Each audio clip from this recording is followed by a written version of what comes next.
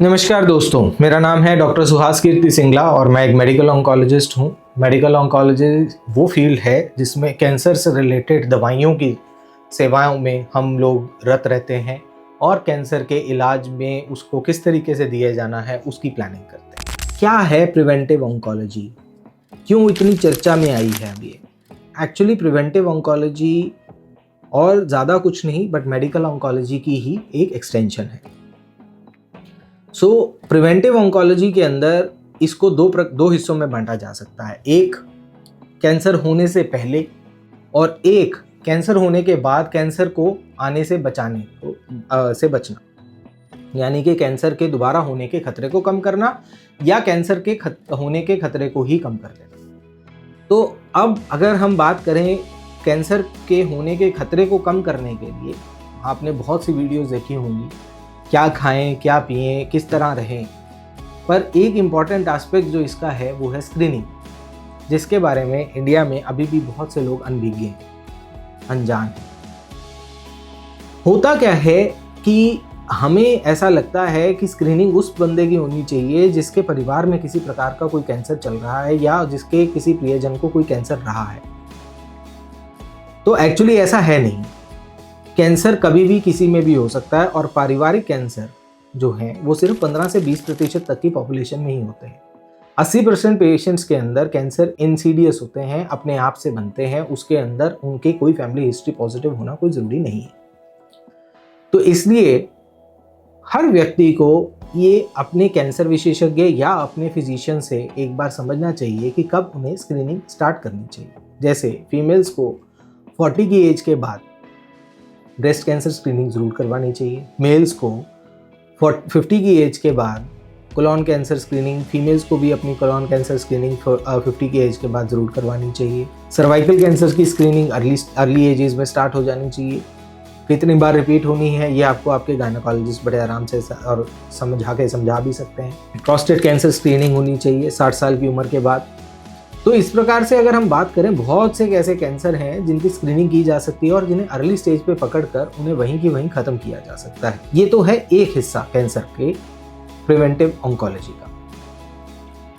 दूसरा हिस्सा इसी के अंदर जो पार्ट आता है वो है वैक्सीनेशन का, जिसके बारे में आज की डेट में हम काफ़ी बार सुनते हैं। सर्वारेक्स वैक्सीन के बारे में या गार्डासिल वैक्सीन के बारे में। ये सर्वाइकल कैंसर से हमें बचाने वाली वैक्सीन हैं और कुछ हद तक एनल कैनाल के कैंसर से भी ये हमें बचाती है। तो अब पहले ये हमारे नेशनल इम्यूनाइजेशन प्रोग्राम के अंदर इंक्लूडेड नहीं थे, अभी धीरे धीरे करके ये नेशनल इम्यूनाइजेशन प्रोग्राम के अंदर भी आ रहा है और इवन मेल्स के अंदर भी, बच्चों में, लड़कों में भी अब इसका रोल बनता चला जा रहा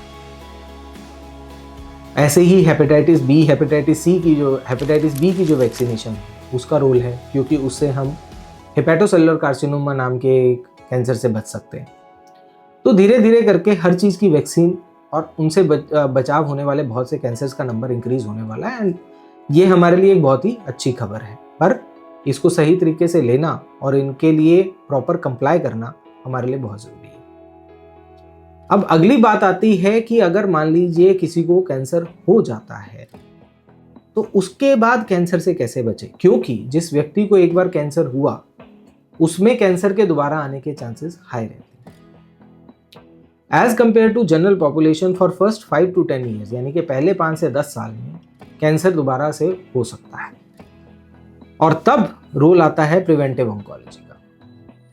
एक पार्ट होता है कैंसर ट्रीटमेंट में, जैसे कि कैंसर की सर्जरी हुई और उसके बाद आपको कुछ हद तक एक प्रिवेंट करने के लिए आगे दोबारा कैंसर ना आए कुछ अमाउंट ऑफ कीमोथेरेपी दी जाती है। फिर उसके बाद कई बार ऐसा देखा जाता है, जैसे कि हार्मोन रिसेप्टर पॉजिटिव कैंसर्स हैं, उसके अंदर बड़ी लंबी देर तक कुछ दवाइयाँ चलाई जाती हैं, हार्मोनल थेरेपी चलाई जाती है। वो पार्ट है प्रिवेंटिव ऑन्कोलॉजी का। ऐसे ही बहुत से और कैंसर्स हैं जिसके अंदर दवाइयाँ लंबी देर तक चलाई जाती हैं ताकि कैंसर दोबारा ना आए।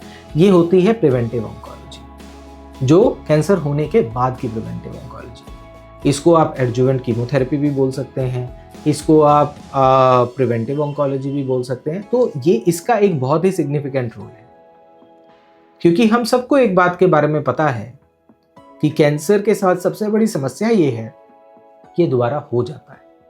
तो इससे बचें कैसे, वो इम्पॉर्टेंट है।